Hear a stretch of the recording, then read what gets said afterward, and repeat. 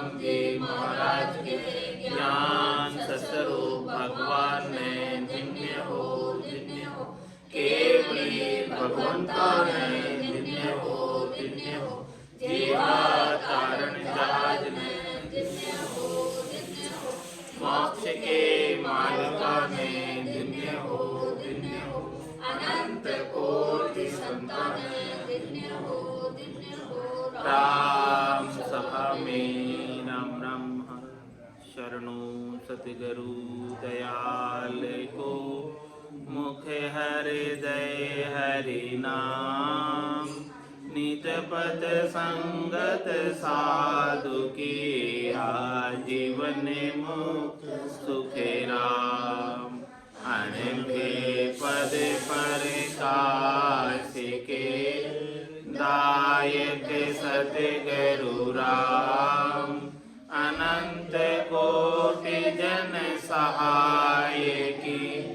ताय करूं प्रणाम। सतगुरु को एको शब्द मन कोई लेवे मान। तो सहज होते हैं संत दास। मुश्किल सुआसान। भक्ति भक्त भगवंत गुरु। चतुर नाम वपुरे। जिनके पद रज परसता। नासत विघ्न अनेक। सब धरती कागज करऊं। सब वन कलम कटाय। सात समुद्र शाही करम। सतगुरु गुण लिख्या न जाय। राम राम राम राम राम राम राम। आप सभी के अंदर विराजमान परमात्मा के पावन चरणों में प्रणाम। राम राम। अनंत श्री सद्गुरु सुखराम जी महाराज के 98वां ग्रंथ परम पछतावा आरंभ करें। महाराज फरमा रहे परम पछतावे के माध्यम से अपने को पछतावा होता है तो किस चीज़ का पछतावा करना चाहिए और किस चीज़ का पछतावा नहीं करना चाहिए। अपन कोई बाजार में वस्तु खरीदने जाते हैं और ज़्यादा दाम दे के आ जाते हैं। हल्की वस्तु खरीद के ले आते हैं तो क्या होता है? पछतावा होता है कि ठगा गए। लेकिन महाराज फरमा रहे हैं कि ये संसार का धन तो जाता और आता रहेगा। इसके लिए तो अपन बहुत पछतावा करते हैं। थोड़ा सा भी पैसा जो है अपना इधर उधर हो जाता है तो बहुत पछतावा होता है कि कहाँ चला गया, कैसे चला गया, खोजते हैं उसको। तो महाराज फरमा रहे हैं कि पछतावा जो है आपको इस श्वासा रूपी पूंजी का होना चाहिए, इस समय का होना चाहिए कि ये जो समय अपने को अभी प्राप्त हुआ है ये वापस आने वाला नहीं।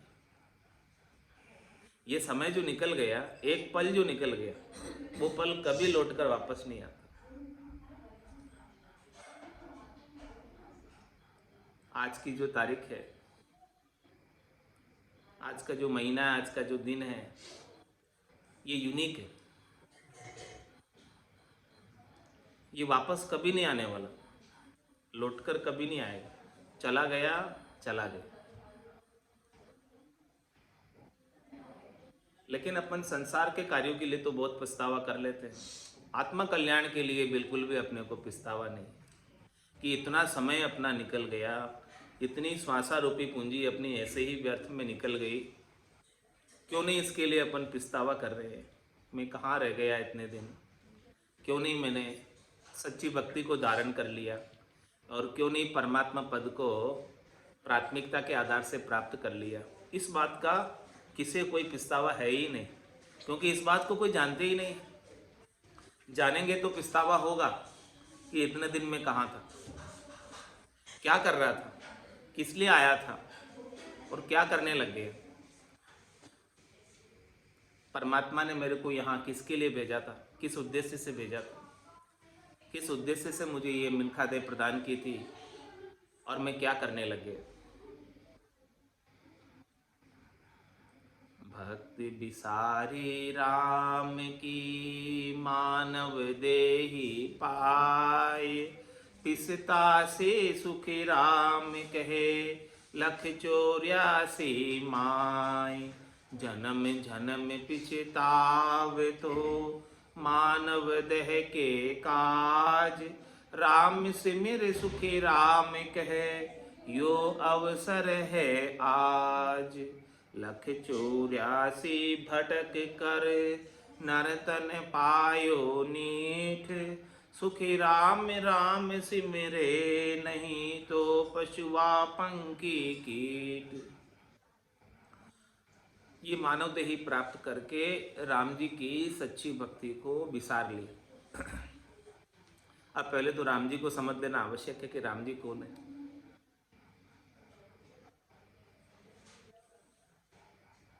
जब तक राम जी का भी पता नहीं होगा तो कैसे भक्ति करें। कोई बताओ राम जी कौन है, किसे पता है तो बताओ कौन है राम जी।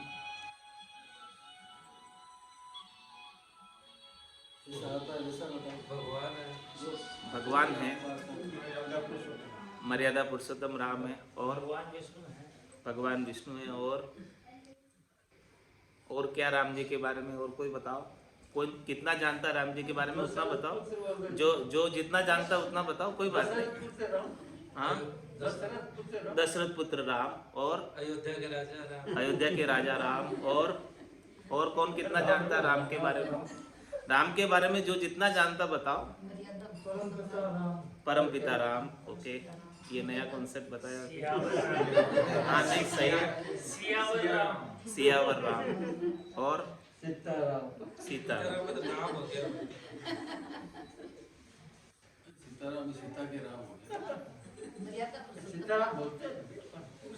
तो यहाँ बहुमत है वो मर्यादा पुरुषोत्तम राम का आया।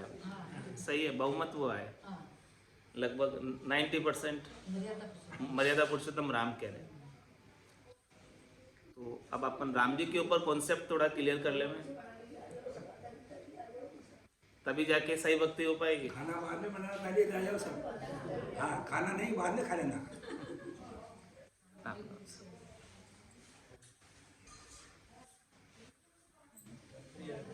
तो जब तक राम जी की जानकारी नहीं होगी तब तक राम जी की भक्ति नहीं हो सकती, बिना राम जी की जानकारी के।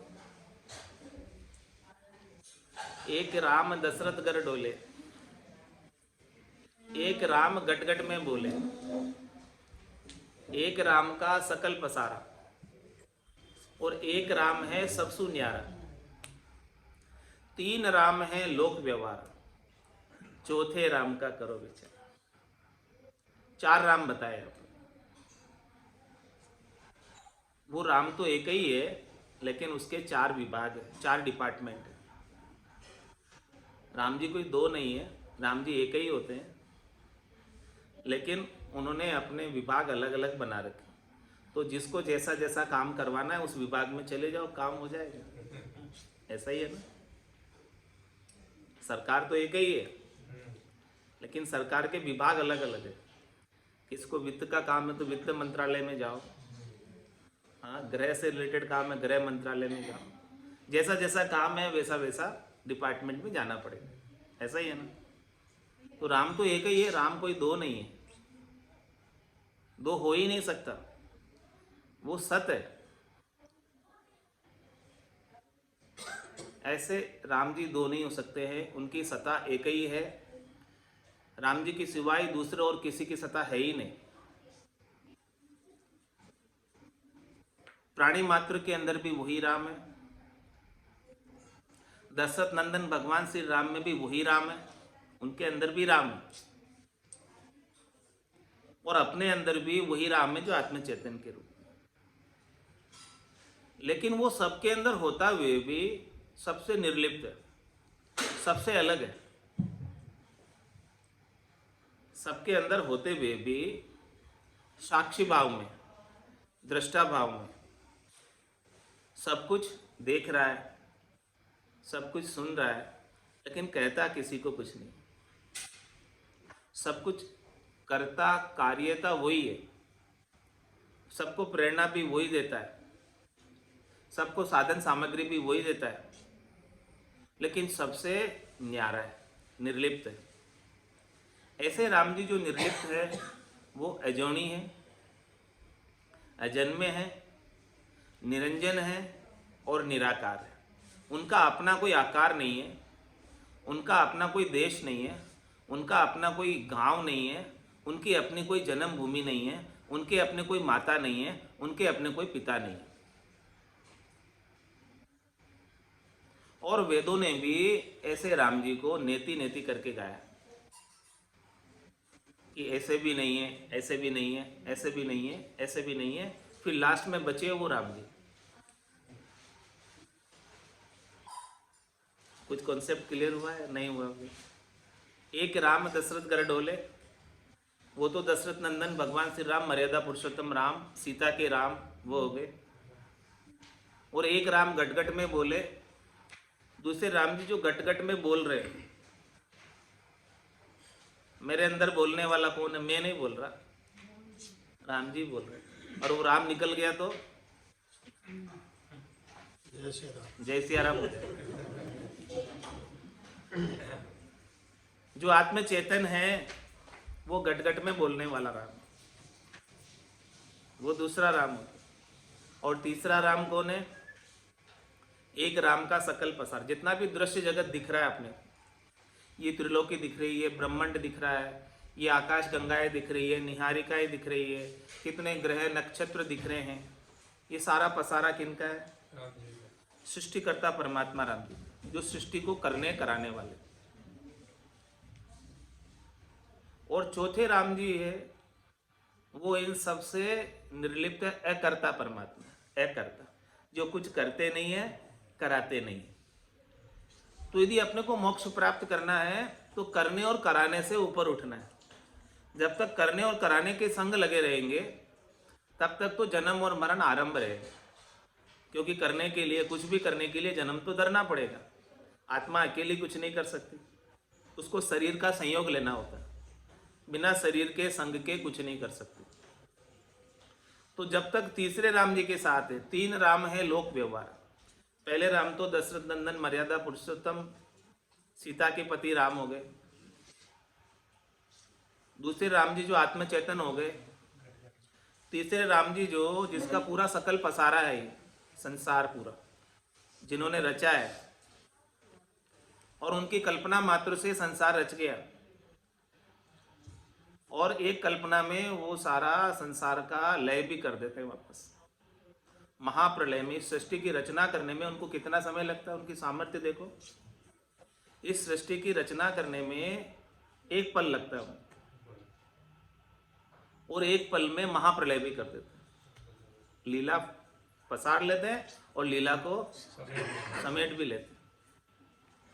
ये कौन है? सृष्टिकर्ता परमात्मा राम। और चौथे राम है अकर्ता राम। तो अकर्ता राम को जब तक अपन प्राप्त नहीं होंगे तब तक ये तीन लोकों के अंदर जाना आना आरंभ रहेगा। अब कॉन्सेप्ट क्लियर है राम का? तो जो अपन नाम ले रहे हैं अभी राम का, वो चौथे राम का नाम है, लेकिन वो चौथे राम का नाम तो लेने में नहीं आता, क्योंकि वो अकर्ता है। उनका अपना कोई शरीर नहीं है, उनका अपना कोई आकार नहीं है, उनका अपना कोई रूप नहीं है। रूप देख देखण के माई दिष्ट मुष्ट में आवे नहीं। उनको रूप से देखना चाहे, निहारना चाहे, तो इन चरम चक्षुओं से वो चौथे राम जी दिखते नहीं हैं, क्योंकि वो कभी जन्म में आए ही नहीं, कभी इन्होंने शरीर धरा ही नहीं। और जितने भी शरीर है सबके अंदर वो, उनके बिना किसी का शरीर हो ही नहीं सकता। सबके अंदर होते हुए भी सबसे निर्लिप्त है, सबसे अलग। तो ऐसे समर्थ सबल एकर्ता राम जी का अपने को सुमिरन करना है। तो ऐसे राम जी की भक्ति बिसारी राम की मानव देहि पाए, पिसता से सुखी राम कहे लख 84 माय। क्यों महाराज फरमा रहे पिसताना पड़ेगा? क्योंकि ऐसे जब तक चौथे राम जी प्राप्त नहीं होंगे, चौथे राम जी की समझ नहीं होगी, ज्ञान नहीं होगा, तब तक तो 84 लाख जिमाजून में जाना आना पड़ेगा। कुछ न कुछ करते रहेंगे तो जाते आते रहेंगे। और जब एकर्ता राम जी को इसी जन्म में प्राप्त कर लेंगे तो फिर जाने और आने की आवश्यकता मिट जाएगी। जो जिसको बसता है वो वैसा ही हो जाता है, उसी के रूप में लय हो जाता है। जिसके नाम को आप पुकारोगे उसी के रूप में, उसी के साथ जो है अपना संबंध जुड़ जाएगा। तो अपने को जो संबंध जोड़ना है वो चौथे राम जी के साथ जोड़ना है, एकर्ता राम जी के साथ जोड़ना है, करनी और क्रिया से ऊपर उठना है, करने कराने से ऊपर उठना है। नहीं तो करने कराने से तो कर्मों का बंधन होता है, कर्म कटते नहीं। कोई भी क्रिया करोगे, action and reaction always opposite to theta, equal and opposite to theta. Action करोगे तो उसका रिएक्शन जरूर आएगा। कुछ भी एक्शन करो, या तो उसके बराबर रिएक्शन आएगा। कुछ भी करनी करोगे, क्रिया करोगे तो उसका फल तो मिलेगा। तो जब तक करनी और क्रिया कर रहे तब तक तो उसके फल के भागी हैं, चाहे वो फल शुभ के रूप में आए। शुभ करनी करोगे तो शुभ फल मिलेगा, अशुभ करनी करोगे तो अशुभ फल मिलेगा। लेकिन जब कुछ करेंगे ही नहीं तो न शुभ मिलेगा न अशुभ मिलेगा। और अनंत जन्मों तक जो किए हुए, चलो नए कुछ करेंगे नहीं, और प्रारब्ध जो कर्म है उसको जैसे तैसे करके भोग लेंगे, ऐसा ही होता है।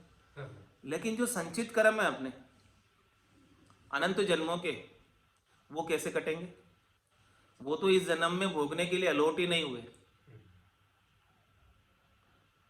कितने जन्म हो गए कर्म करते आ रहे अपन। कुछ कर्म के दो प्रकार है। कौन कौन से प्रकार है? एक तो पाप कर्म, एक पुण्य कर्म। तो दोनों का खाता भाई खाता डेबिट और क्रेडिट, ऐसे ही होता ना, जमा नाम। तो पाप पाप में जुड़ता जाता है और पुण्य पुण्य में जुड़ता जाता है। माइनस नहीं होता, कटते नहीं है कि भाई अपन ने इतने पाप कर लिए, चलो अब थोड़े बहुत पुण्य करे में खत्म हो जाए, नहीं होगा वो। पाप को अलग भोगना पड़ेगा, पुण्य को अलग भोगना पड़ेगा। पाप को भोगने के लिए 84 लाख जिमाजून के अंदर, हाँ, कौन सी योनियों में जाना पड़ेगा? पशुओं की योनि, जहां पर पापों का थोक में भुगतान मिलेगा। और पुण्यों को भोगने के लिए मनुष्य योनि नहीं, देवताओं की योनि, जहां स्वर्ग में, जहां पर सुख ही सुख है, तो वहां जाना पड़ेगा। लेकिन वहां जाने के बाद भी जितने सुकृत है अपने खाते में जमा, जितना अपने बैलेंस है, होटल के अंदर 5 स्टार होटल में ठहरने गए अपन, और जितना पैसा है आपके पास उतने दिन रखेंगे। फिर जैसे ही पैसा खत्म हुआ, बुकिंग आपकी पूरी हुई, बोले जाओ अपने घर, वैसे ही स्वर्ग से आपको निकाल दिया जाएगा। जैसे ही पुण्य को भोगने से पुण्य क्षीण हो जाता है, और पाप को भोगने से पाप क्षीण हो जाता है। जो भी भोगोगे वो क्षीण हो जाएगा, समाप्त हो जाएगा। तो इस प्रकार से पाप और पुण्य करनियों से बंधते रहते हैं। और जब तक कोई भी करनी करोगे, शुभ हो चाहे अशुभ, कर रहे हैं तो इसका मतलब उसको भोगना निश्चित। कै सुखराम मिलिया धर्माई, किया कर्म नहीं जाए। कोई धरती में भी मिल जाए, धरती में मिलने का मतलब उसकी मृत्यु भी हो जाए, तो भी उसके द्वारा जो किए हुए कर्म है उसको अगला जन्म धर के भोगना। पापर पुण्य संग दोई चाले और नहीं चाले लारो रे, हारो रे कोई हारो रे संसार कर्म सो। तो ये संचित कर्म तो इकट्ठे होते ही जा रहे होते ही जा रहे, इनको काटने की क्या उपाय है, क्या तरीका है कि इन सबको संचित को काटें। चलो प्रारब्ध को जैसे तैसे करके भोग लेंगे और नए क्रियमान नहीं बांधेंगे, ऐसा ही होता है। लेकिन संचित का कैसे निबेड़ा लें, उनका निबेड़ा तो आता ही नहीं है। उनका निबेड़ा लेने के लिए एक बार एक किसान था, उसके 1000 मण धान निपजा और उसने 900 मण धान तो आगे के लिए खाने के लिए सुरक्षित करके जमा कर लिया।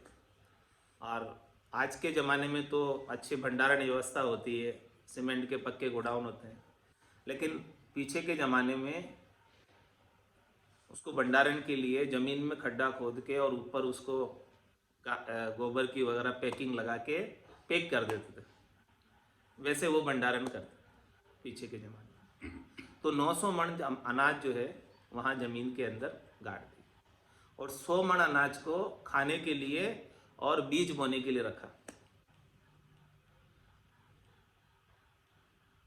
तो अब बारिश का मौसम आया, 4 महीने चौमासे के अंदर इतनी ज़बरदस्त बारिश हुई कि सूरज ने आंख उखाड़ कर नहीं देखी,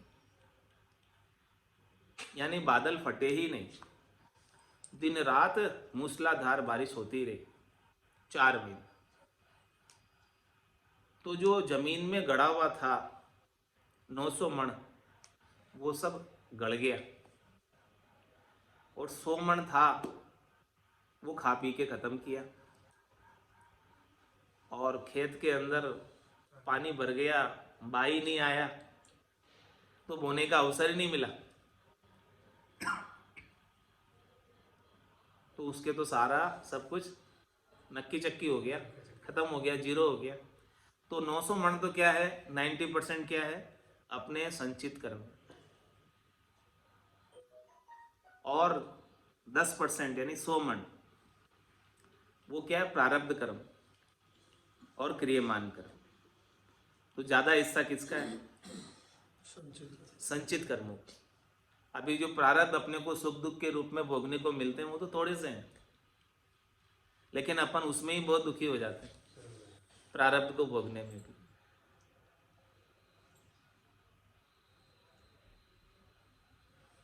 तो वो ऐसे बारिश की जड़ लगे, जड़ लागी वो संतो जड़ लागी, राम भजन की जड़ लागे।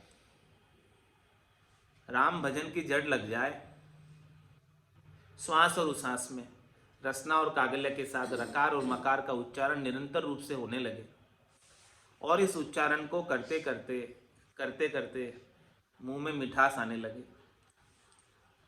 अपने गट के भीतर 3 नाड़ियाँ हैं, एक सूर्य नाड़ी है और एक चंद्र नाड़ी है और एक बीच में सुखमणा नाड़ी। सूर्य नाड़ी को पिंगला कहते हैं, ये राइट नोस्टल वाली, और चंद्र नाड़ी को ईड़ा बोलते हैं, और इन दोनों के बीच में है वो सुखमणा है। राम भजन करते करते करते करते सुखमणा नाड़ी, सुषमणा नाड़ी बोलते हैं उसको हिंदी में, सुषमणा, सुषमणा नाड़ी चेतन हो जाती है, यानी जागृत हो जाती है, और सुषमणा नाड़ी में से अमृत की बारिश होने लगती है, अमृत झरने लगती है। कोई अमृत को पी ले भला तो क्या वो मर सकता है? नहीं, कभी नहीं, हमेशा हमेशा के लिए अमर हो जाता है। तो जैसे ही अपने गट के भीतर सुषमणा नाड़ी खुल जाती है तो उससे जड़ लग जाती है बारिश की, और सारे संचित कर्म गड़कर नष्ट हो जाते हैं। और ये दुनियात्मक शब्द जिसकी धुनी खुल जाती है, उस दुनियात्मक शब्द का विदेही मंडल के अंदर आनंद लेते लेते नए कोई क्रियमान कर्म बनते नहीं और संचित सब कट जाते।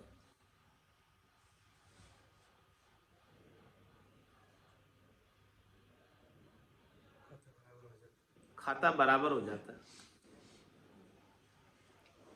नक्की चक्की हो जाता है। फिर धर्म राय लेखन धर मेली, पाप पुण्य खत फाड़े। फिर धर्म राय का काम जो है समाप्त हो गया। उसने अपना लिखना जोखना करना बंद कर दिया और उसके पास जो पाप पुण्य के जितने खत थे, लेखा जोखा था, क्लोज कर दिया, नक्की चक्की कर दिया, हिसाब बराबर हो गया, नो ड्यूज सर्टिफिकेट दे दिया, एनओसी दे दी, बोले जा सकते हो।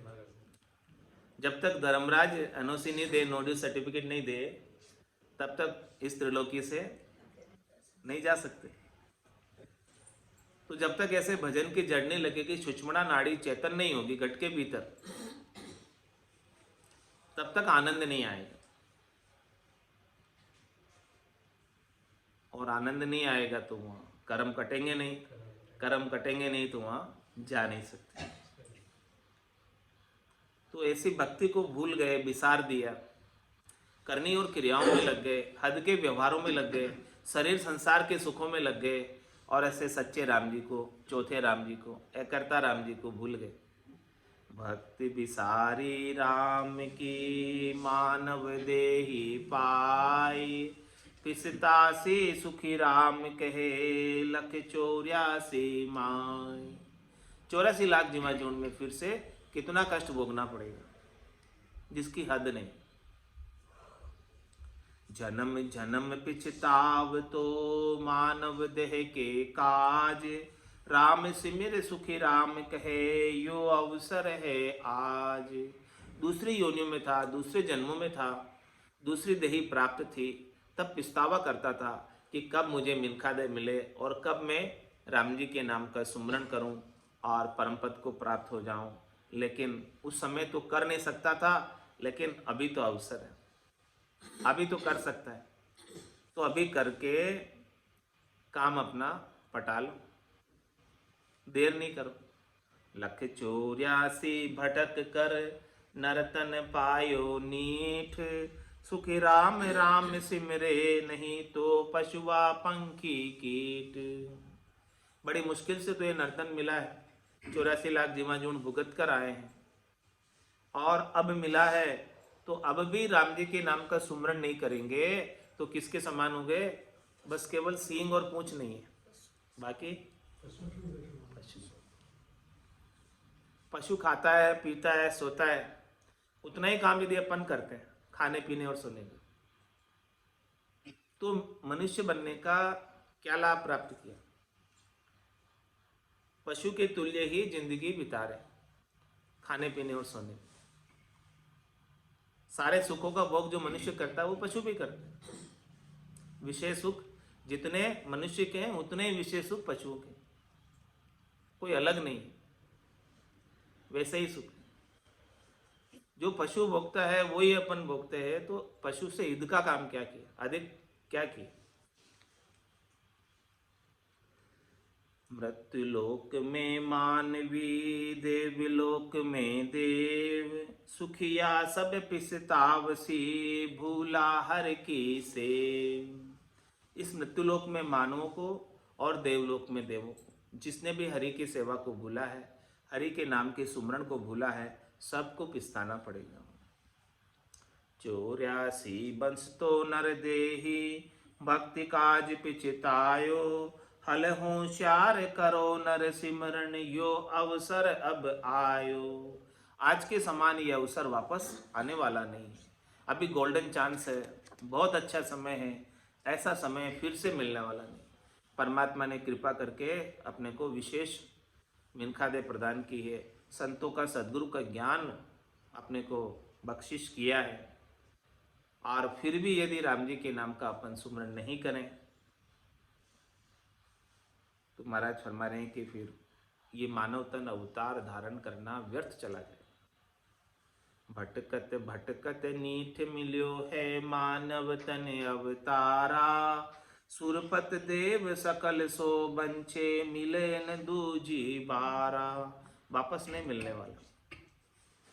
बालक तरुण बुढ़ापो भी तो अजऊ राम नहीं गावे। 84 फिर नर्तन पायो चाम सोवनी जावे। बाल्य अवस्था तो खेल खेल में बीत गई या पढ़ाई लिखाई में बीत गई, और तरुण अवस्था जवानी की सुख भोग में बीत गई, और ये बुढ़ापा भी अभी बीता जा रहा है, निकला जा रहा है बुढ़ापा भी। और आज भी यदि राम जी के नाम का सुमरण नहीं किया इस अवस्था में पहुंचकर भी, तो 84 फिर कर आया, लख 84 भुगतर आयो, पायो मिनक जमारो, करुणा सुनकर कारज कीजो, मैं प्रभु दास तुम्हारा। इस जीव के ऊपर थोड़ी करुणा करो, दया करो, कृपा करो। अपनी स्वयं की कृपा अपने पे चाहिए कि जीव 84 लाख जीवाजून में कितने दुख भुगत कर आया है, अब इसे आगे नहीं भोगने पड़े, इसके लिए ही राम जी के नाम का सुमरन कर। नरतन खेत नाम कण निपजे, मोती पुल का बाया, निपजा साध साख फल फूले, भर गाड़ा घर लाया। महाराज भाई, नर्तन ये खेत के समान, इसमें नाम रूपी कर्ण निपट सकता है, अन्न निपट सकता है नाम रूपी, और साधना करने वाले, भक्ति करने वाले जन इस आनंद की साख, आनंद की फसल अपने गट के भीतर ही निपजा सकते हैं, और फिर घर पर गाड़े भर भर कर ले जाओ आनंद के। फसल निपजेगी तब गाड़े भर भर कर ले जाएंगे। किसान के जब फसल आती है तब कितना खुश होता है, गाड़े भर भर कर घर पर आते हैं उसके। मकई के टाइम पर मकई, गेहूं के टाइम पे गेहूं भर भर के आते हैं। लेकिन कब आते हैं? आज अषाढ़ु चाम सोवणी, समझ बीज नहीं बायो, अंत काल कार्तिको कर सो, भजन बिना पिछतायो। अषाढ़ के महीने में किसान खेत पे नहीं जाए, घर पर ही सोता रह जाए।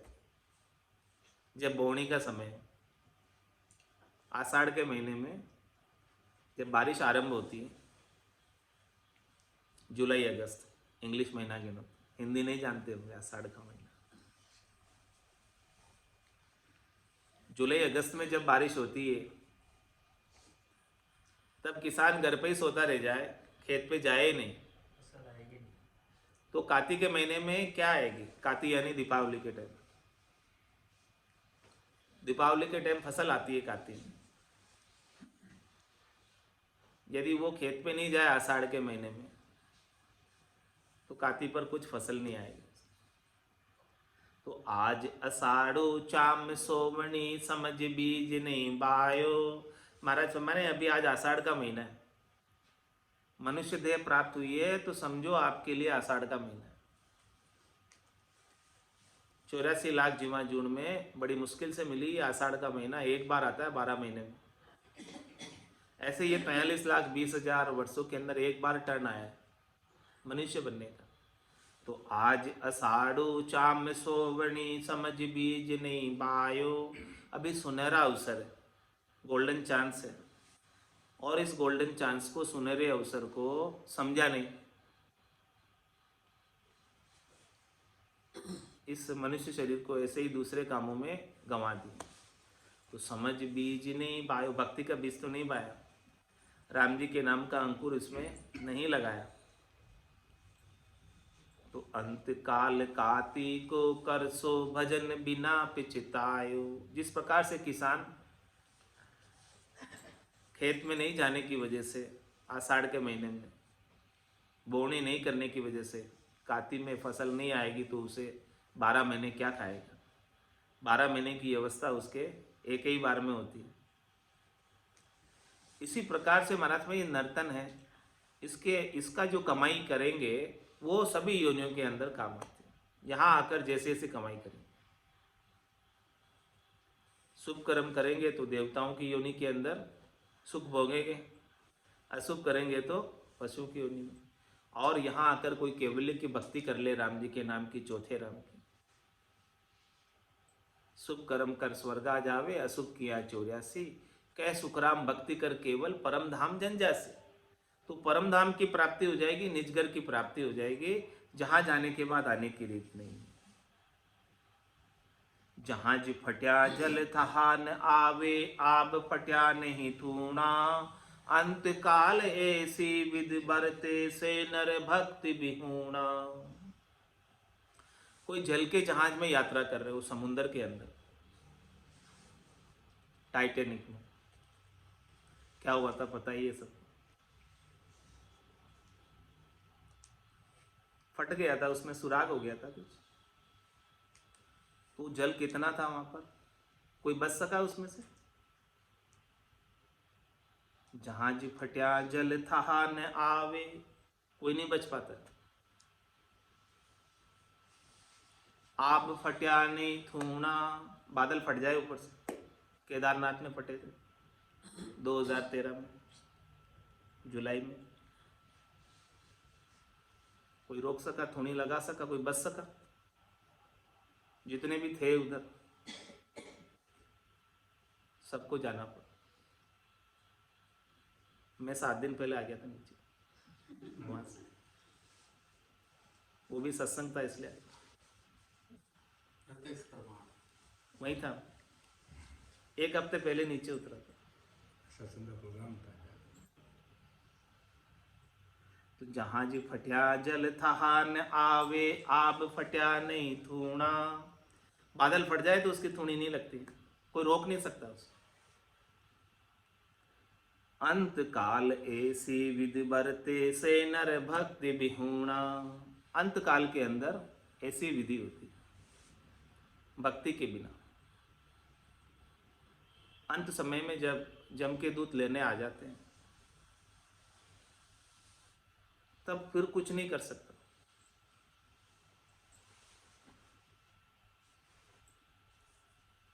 जिस प्रकार से जहाज के फटने पर कुछ भी चीज नहीं कर सकता, बादल के फटने पर कुछ भी नहीं कर सकता, उसके बाद कोई हाथ में नहीं रहती बात। अभी तो बात हाथ में है, जब तक जम के दूध पकड़ने नहीं आए तब तक तो चीज हाथ में है अभी अपने, अभी चाहे तो कर सकते हैं, लेकिन उसके बाद में आपके हाथ में नहीं रहेगी बात ही, जो अभी हाथ में है बात। इस बात को समझो, इस समय को समझो, इस समय को समझकर अपना काम पहले से कर लो। देख दूत मानव पिछताना, अंत काल अब आयो। सुकृत कियो न राम संभालियो, गर्भ कोल बिसरायो। जब जम के दूत और दौर खड़े हो जाते हैं तो जिसको लेने आते हैं उसको दिखते हैं, अपने को नहीं दिखते, दूसरों को नहीं दिखते। तो उनको देखकर फिर पछतावा होता है कि ये तो मुझे लेने आ गया, अभी अब ये तो छोड़ेगा नहीं, लेकर जाएगा।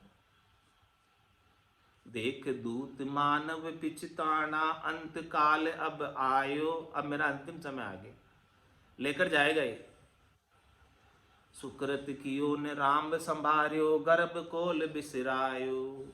मैंने पूरी जिंदगी कोई सुकृत नहीं किया, कभी राम जी के नाम का सुमरण नहीं किया सदगुरु विधि से, और गर्भवास में जो कोल करके आया था उसे भी भूल गया।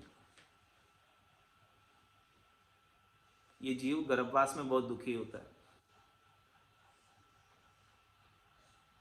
कैसा कैसा दुख होता है गर्भ के अंदर, उल्टा लटका रहता है, पांव तो ऊपर होते हैं और सिर नीचे होता है, और वहां पर जठरा अग्नि की ताव लगता है। ये पेट अपना जठर है, इसके अंदर अग्नि जलती है, तभी अनाज पचता है इसमें। तो ऐसी गर्मी के अंदर नन्हे से बालक को 9 महीने तक सीजना पड़ता है अंदर ही, और सकुचा हुआ रहता है, पाँव भी नहीं पसार सकता वो। यहाँ तो थोड़ा सा पाँव में दर्द हो गए तो खोल लेते हैं पाँव, वहाँ तो वो पाँव भी नहीं खोल पाता।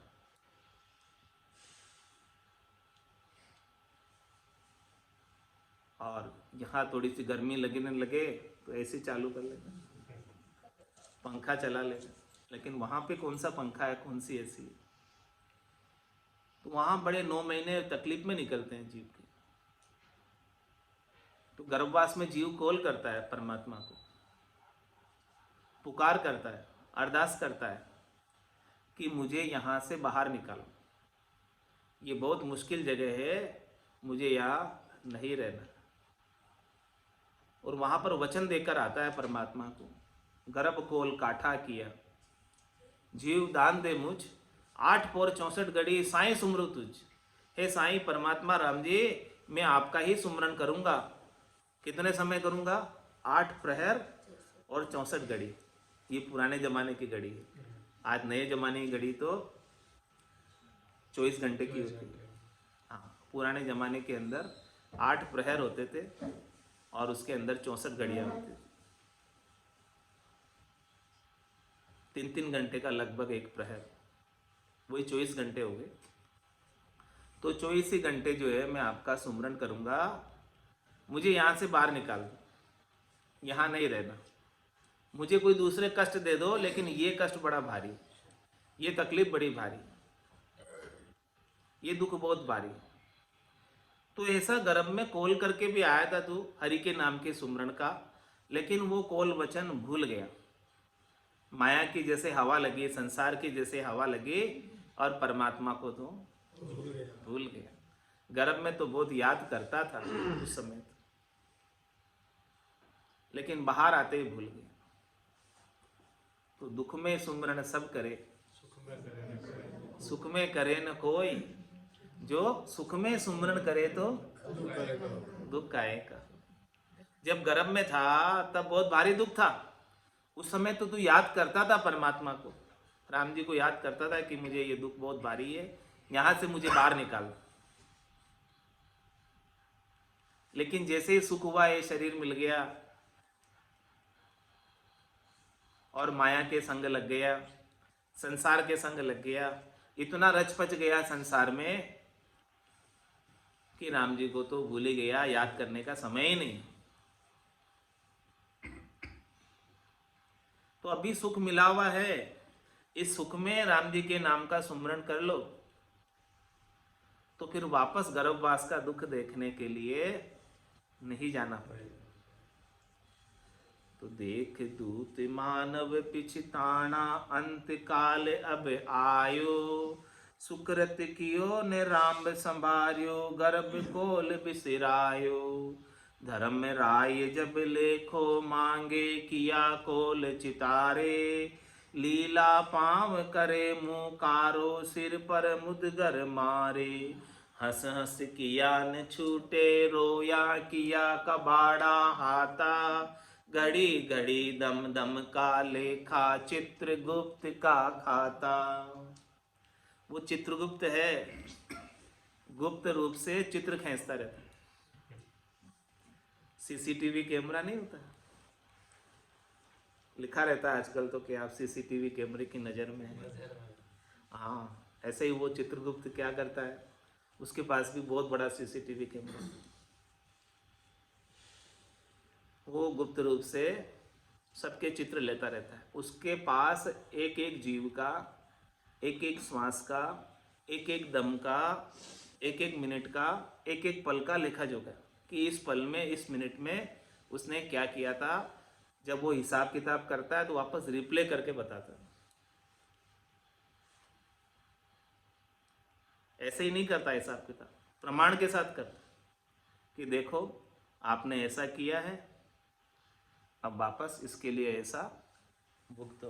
28 कुंडे भर, उसमें फिर जो है नरक के कुंडों की अनेक प्रकार की यातनाएं दिलवाता है। जैसे ऐसे, क्योंकि हंस हंस किया न छूटे रोया, किया कबाड़ा हाथ।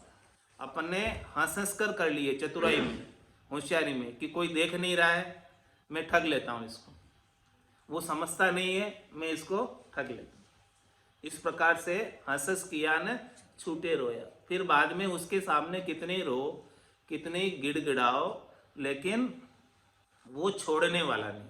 हंस हंस किया न छूटे रोया, किया कबाड़ा हाथा, घड़ी घड़ी दम दम का लेखा, चित्रगुप्त का खाता। एक एक घड़ी का, एक एक दम का लिखा है चित्रगुप्त के खाते के पास।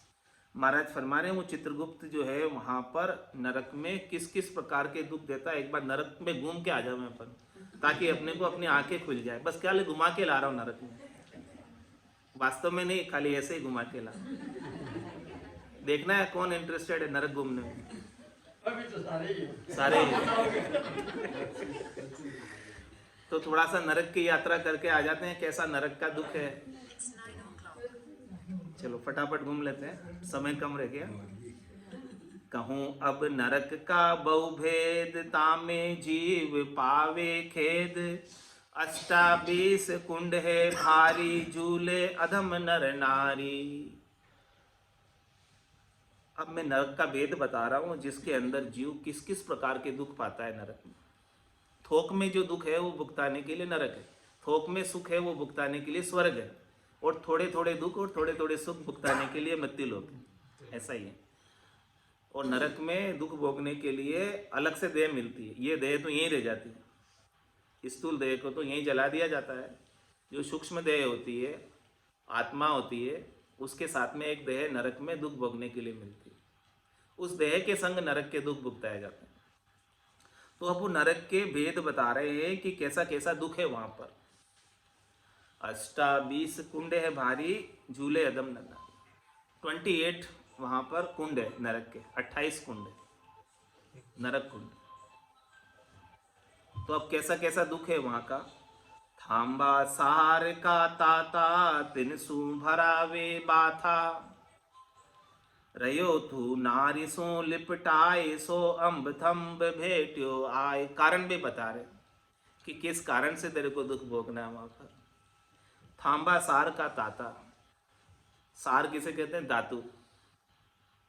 और थंबा यानी थंबा तो है ही, और वो भी ताता है। ताता है नहीं, गरम है। लोहे का गरम थंबा। 300 भरावे बाथा। क्या कहे बात भरो उसकी। क्यों भरो बात। तू रहो नारिसो लिपटाए, सो अब थंब भेट्यो जाए। तूने सुख लिया यहाँ पर, जा वहां जा, वो दुख लिया।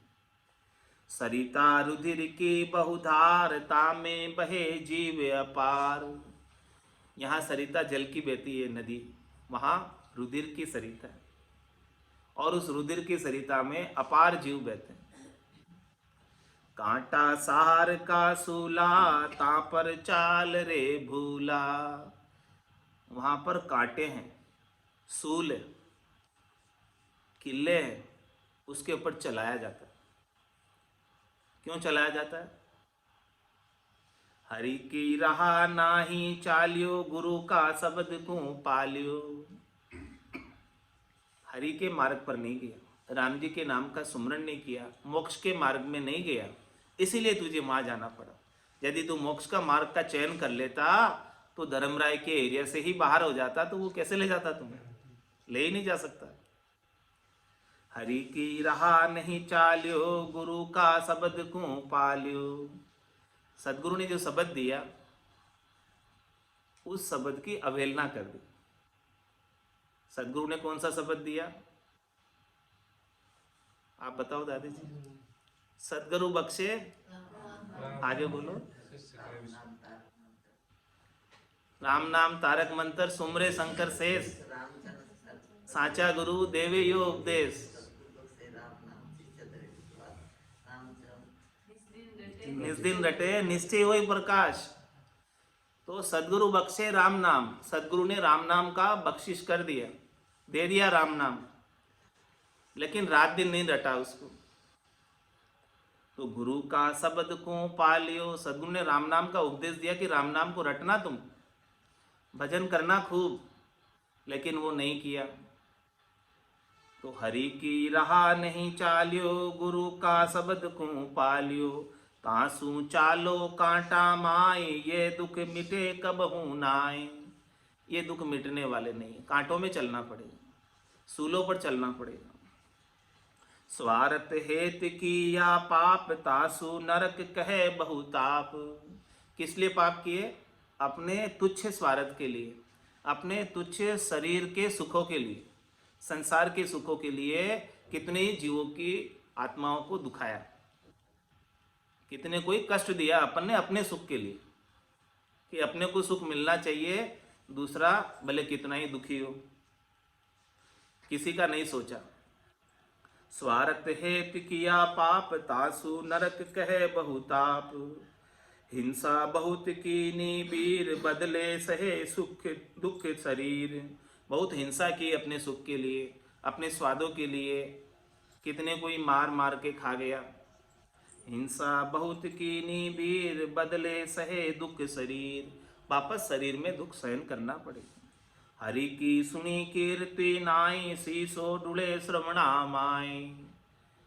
हरि का कभी गुणानुवाद नहीं सुना, हरि की कथा कभी सुनी नहीं, राम जी के नाम की महिमा को कभी जाना नहीं, इसीलिए अब तेरे कानों के अंदर गरम गरम शीशा भर दिया जाएगा। रसना राम नहीं गायो, विष हर जीव लटकायो। इस रसना को किस लिए दिया था परमात्मा ने? दो काम के लिए दिया था। एक तो भोजन करने के लिए जी, मुंह किस लिए दिया? भोजन करने के लिए, क्योंकि भूखा भजन न होए गोपाला, ये लो कंठी ये लो माया माला। तब भोजन तो कितनी बार करोगे? ज़्यादा से ज़्यादा 2 बार नहीं 3 बार कर लोगे, और पूरे दिन भर तो नहीं करोगे ना। तो भोजन और दूसरा काम भजन, 2 काम के लिए दिए। तो भोजन तो खूब कर लिया तूने, लेकिन भजन नहीं किया। तो रसना राम नहीं गायो, विष हर जीव लटकायो। इस रसना से राम नाम का सुमरण नहीं किया, तो अब अजगर सांप की जीभ में लटका दिया जाएगा।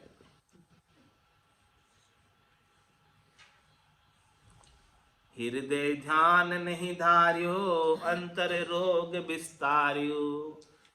हृदय के अंदर तूने राम जी का ध्यान नहीं दिया, ध्यान नहीं किया, उनसे हृदय से प्रेम नहीं किया, हृदय से पुकार नहीं की राम जी।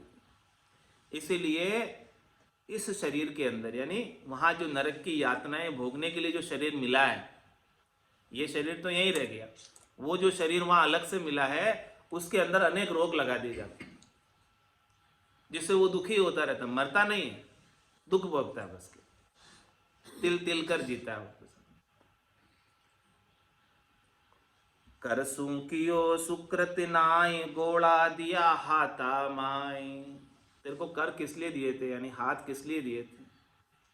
सुकृत करने के लिए, किसी की भलाई करने के लिए, किसी की सेवा करने के लिए, किसी का उपकार करने के लिए हाथ दिए थे, लेकिन तूने हाथों का सदुपयोग नहीं किया। करसु सुकृत कियो नाई, गोड़ा दिया हाथा माई। लोहे के गरम गरम घोड़े हाथ में पकड़ा दिए। कियो नाही साध को दीदार, निजरिया मेख मारे सार। भक्ति करने वाले जन आए आपके मोहल्ले में, आपके घर पर, लेकिन काम बहुत था, बिजी था मैं, इसलिए उनके दर्शन भी नहीं किए। ज्ञान तो सुना ही नहीं, सीखा ही नहीं, धारण ही नहीं किया, लेकिन दर्शन भी नहीं किए। कियो नाही साध को दीदार, निजरिया मेख मारे सार। तेरी आंखों के ऊपर धातु की रस्सी, उसकी मार पड़ी। दर्शन जात असड़ा क्यों, बेलू तपती में ना क्यों। गांव में कोई संत पधारे, साधना करने वाले जन पधारे, उनके दर्शन के लिए जाने के लिए अश्लाघ किए, बहुत काम बताए कि मेरे तो बहुत काम है, मैं नहीं जा सकता। तो बेलू तपती में ना कि वहाँ गरम गरम रेत में तेरे शरीर को डाला जाए। दुख तो बहुत है भाई, कहाँ लग कहूँ समझाई। बहुत दुख है नरक के, कहाँ तक कहूँ मैं। कहता ओढ़ नहीं आवे, दुख को पार नहीं पावे। कहते कहते मैं थक जाऊंगा, इतने दुख है, इतने दुख है कि इन दुखों का कोई पार नहीं है। लख 84 भुगतता, बीत जाए जुग 4। पीछे नर्तन पाएगा, ताते राम संभार।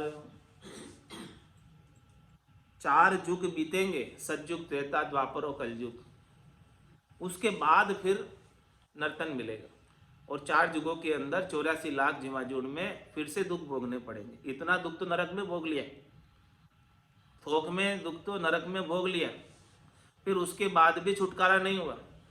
फिर 84 लाख जीवाजूड़ 4 युगों तक 43 लाख 20 हजार वर्षों तक और दुख भोगेगा। लख 84 भुगत था बीच जाए जुग 4, पीछे नर्तन पाएगा ताते राम संभार। उसके पीछे नर्तन मिलेगा। इतनी थावस है किसी को 43 लाख 20 हजार वर्षों तक दुख भोगने की? थरता है किसी को? नहीं है ना। इसीलिए महाराज कह रहे ताते राम संभाल। इसलिए अभी राम जी को संभाल लो, अभी निज घर की व्यवस्था कर लो, तो किराए के मकानों में सामान ले लेकर नहीं घूमना पड़ेगा।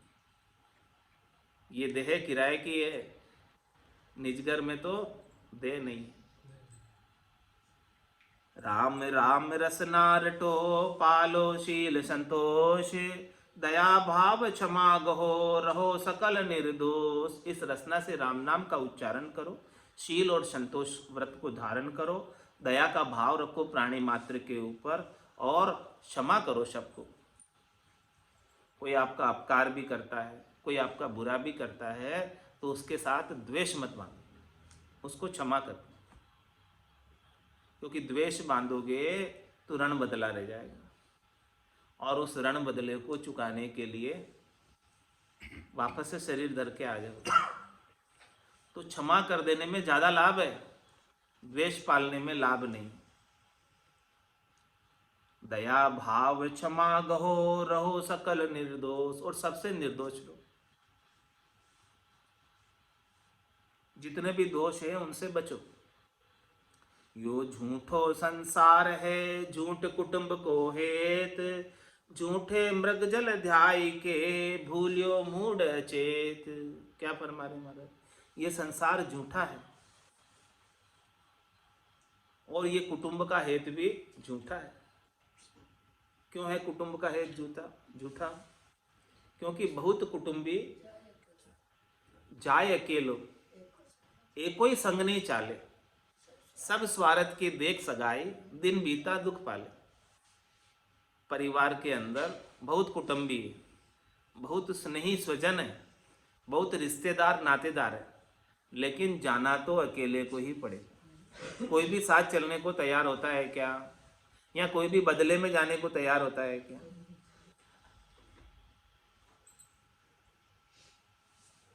और अंत समय में कोई रोक भी नहीं सकता।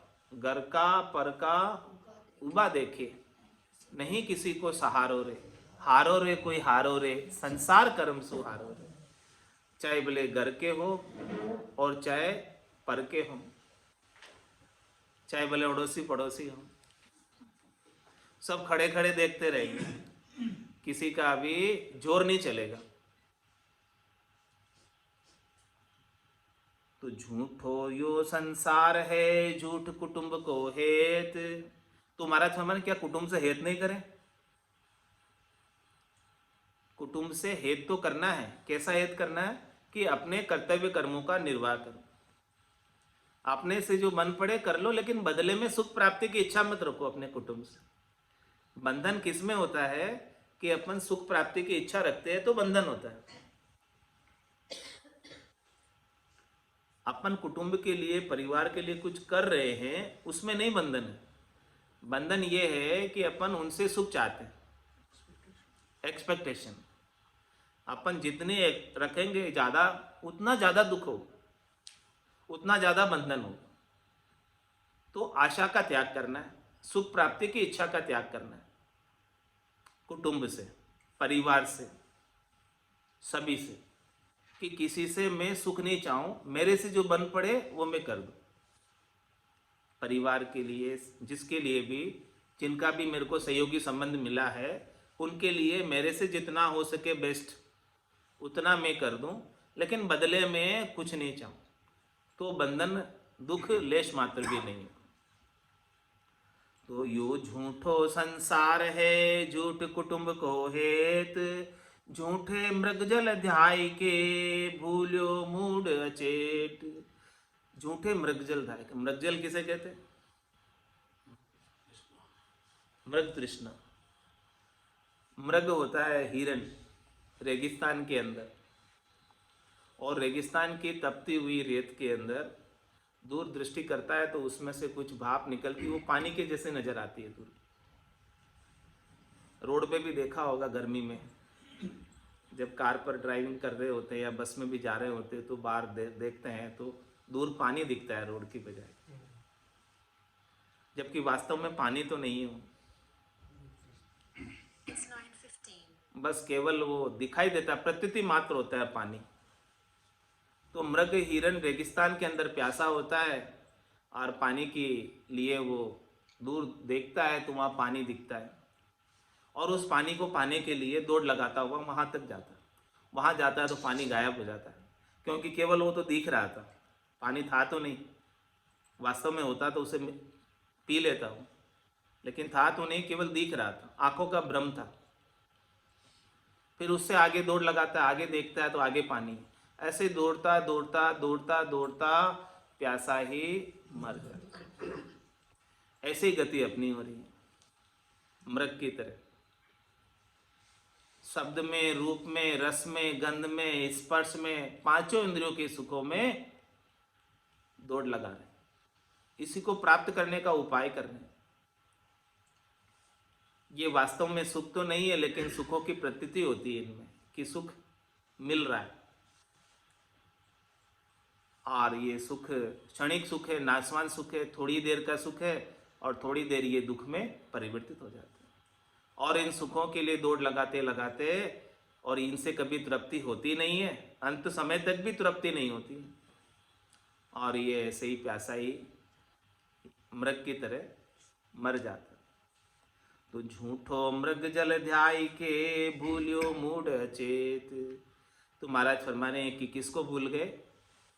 राम जी को भूल गए, मूढ़ अवस्था में। मूढ़ अवस्था नहीं, अज्ञान अवस्था, ना समझे इस माया की सुखों की प्रतीति में, शरीर संसार के सुखों की प्रतीति में सच्चे परमात्मा को भूल गए। उमा कहत में अनुभव अपना, सतरि भजन जगत सब सपना। उमा कहते थे लोग अभागे, तज हरि भजन विषय अनुरागे। भगवान शंकर कह रहे हैं ये बात, किनको कह रहे हैं? पार्वती जी। उमा कहत में अनुभव अपना, सतरि भजन जगत सब सपना। सत तो केवल हरि का भजन है, राम जी के नाम का सुमरण है, और बाकी ये संसार पूरा सपने की तरह है। सपने में लॉटरी लग जाए और सुबह अपन उठे तो कुछ भी नहीं, ऐसा ही है ना। इसी प्रकार से ये संसार एक दिवा स्वप्न है, खुली आंखों का सपना है, लंबा सपना है। जब तक आंखें खुली है तब तक सब कुछ सच्चा लग रहा है, और जैसे ही आंखें बंद हो जाएगी तो सब कुछ वीराना हो जाएगा, पराया हो जाएगा। तो उमा कहत में अनुभव अपना, सतरि भजन जगत सब सपना। ये संसार पूरा सपने की तरह है, सत्य तो हरि का भजन है। यहाँ आकर जिन्होंने हरि का भजन कर लिया, राम जी के नाम का सुमरण कर लिया, वो तो परम पद के वासी हो गए, जो ऋषभ देव स्वामी से लगाकर महावीर स्वामी ने किया। आद भजियो जन ऋषभ देव, अंत भजियो महावीर। 8 पोर सिमरण किया, धर्चित ध्यान सदीर। धर्चित ध्यान सदीर इकंतर आसन किया। छाड़ दिया सब भरम जगत सुचारद लिया। केवल भज केवल हुआ, चुगे हंसता हीर। आद भजियो जन ऋषभ देव, अंत भजियो महा। 24 तीर्थंकर जो है केवली भगवंत, केवली पद आनंद पद को प्राप्त हुए, वैसे ही अपने को प्राप्त होना है, और इसी जीवन में होना है। अगले जीवन वापस कब मिलेगा मनुष्य शरीर? कितने सालों बाद? 43,20,000 वर्षों के बाद मिलेगा। तो इतना इंतजार कोई कर सकता है तो करे, भले फिर भजन नहीं करे, बाकी तो भजन करने में लग जाए। 5 मिनट सब भजन करेंगे। चलो टाइम भजन टाइम।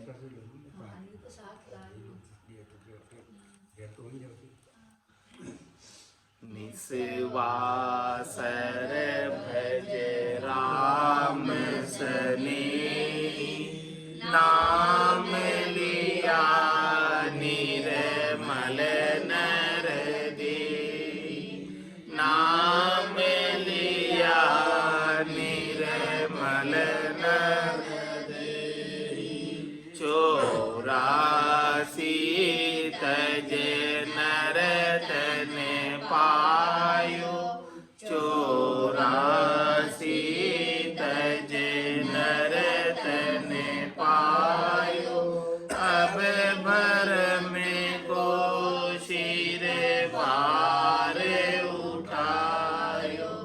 अब भरम को शिर भार उठायो, निसेवासर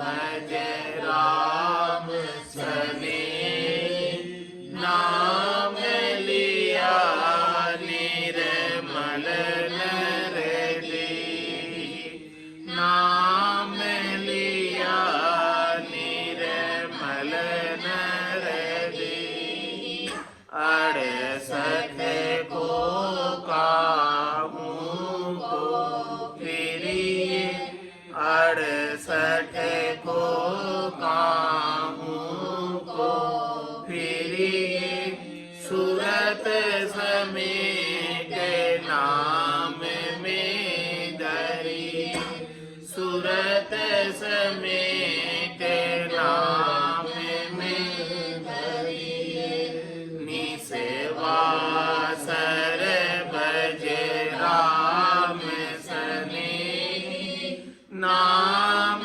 लिया निर्मल नर देहि, नाम लिया निर्मल नर देहि, घट घट रमता राम ने सूझे, घट घट रमता राम ने सूझे, सतगुरु बिन बायर फिर बूझे, सतगुरु बिन बायर फिर बूझे, निसेवासर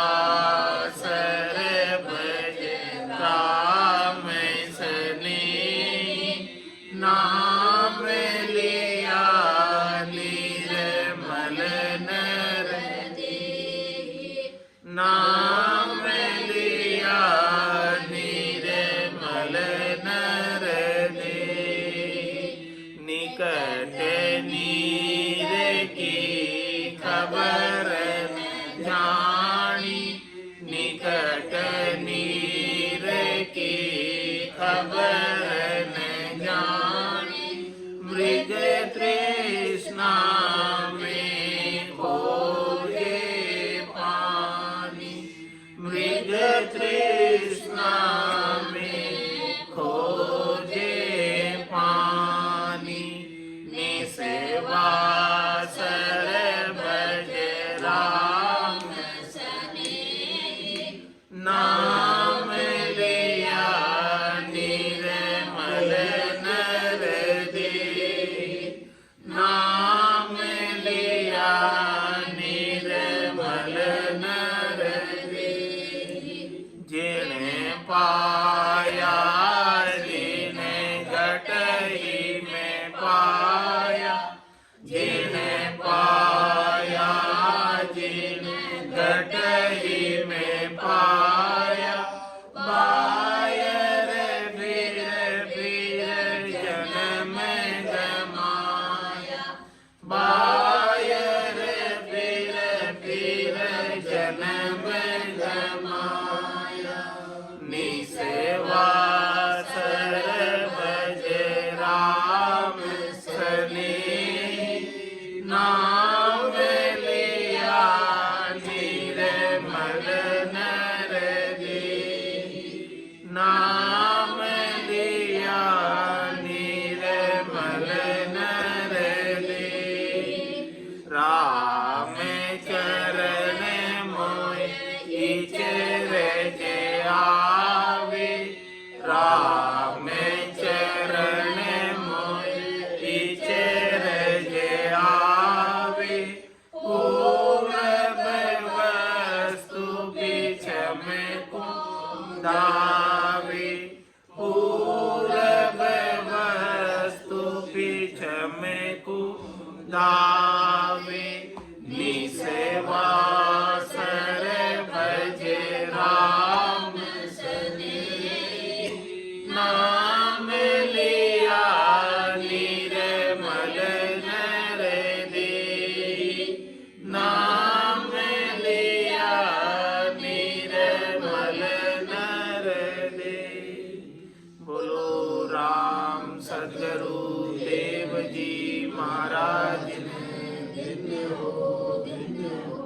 परम दयाल सदगुरु सुखराम जी महाराज ने दिन्य हो आनंद श्री सदगुरु सुखराम जी महाराज के ज्ञान सस्वरूप भगवान ने दिन्य हो केवली भगवंता ने दिन्य हो जीवा तारण जहाज ने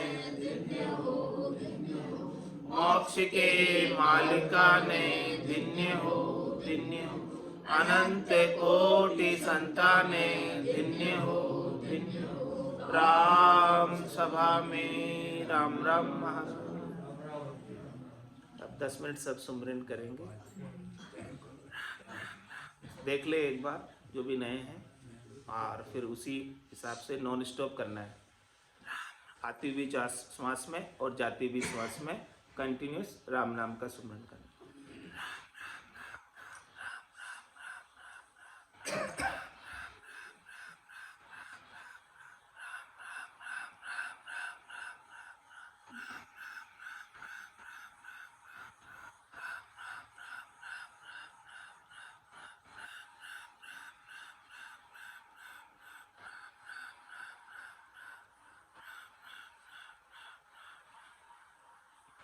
आंखों को बंद कर लेंगे, बंद करते हुए सुमरन करें और ध्यान को अपने कंठ स्थान पर केंद्रित रखें। जहाँ से आवाज़ प्रस्फुरित हो रही है वहाँ पर ध्यान को केंद्रित करते हुए सुमरन करें।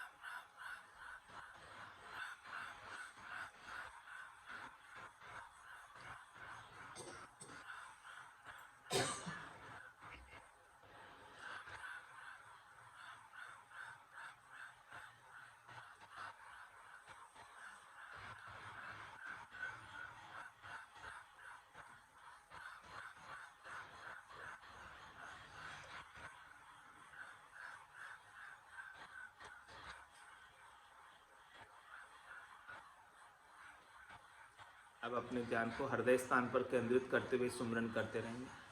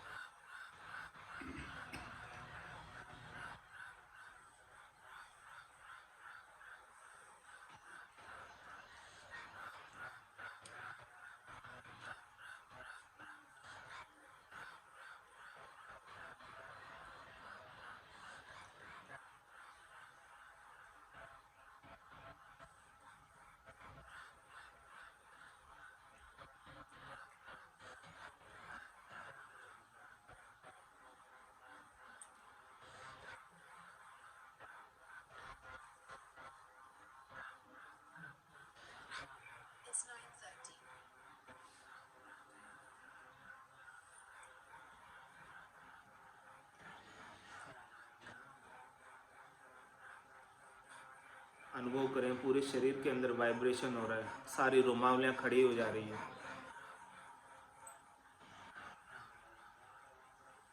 रोम रोम से हुई रही निरंकार जुनकार, निस्वासर आठवीं पहर राम चरण के सार, उठत बैठत जागता सूतई सिमरन होय, राम चरण निरंकार धुनि बाहर लखे न होय।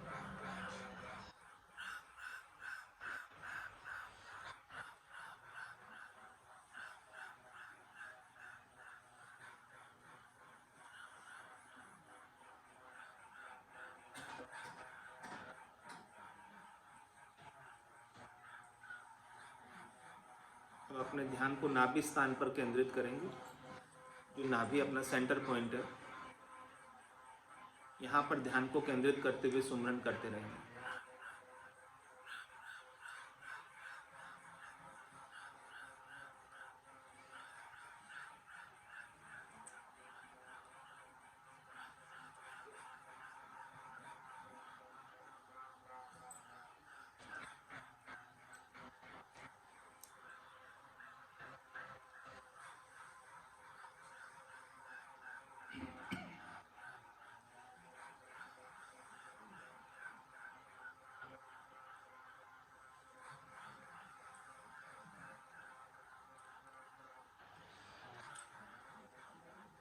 अब ध्यान को दोनों आंखों के बीच बिंदी वाले स्थान पर केंद्रित करेंगे।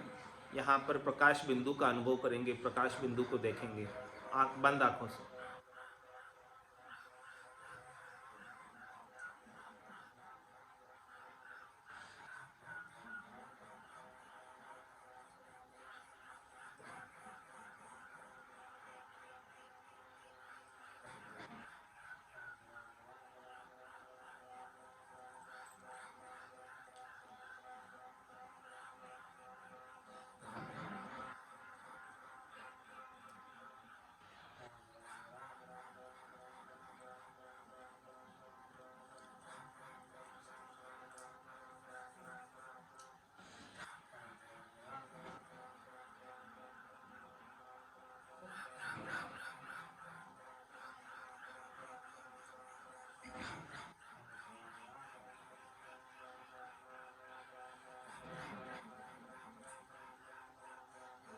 जो भी अनुभूति हो रही है एक्सप्रेस कर सकते हैं।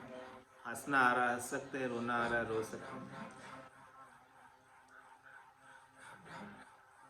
और जो कुछ भी अनुभव हो रहा है कर सकते हैं।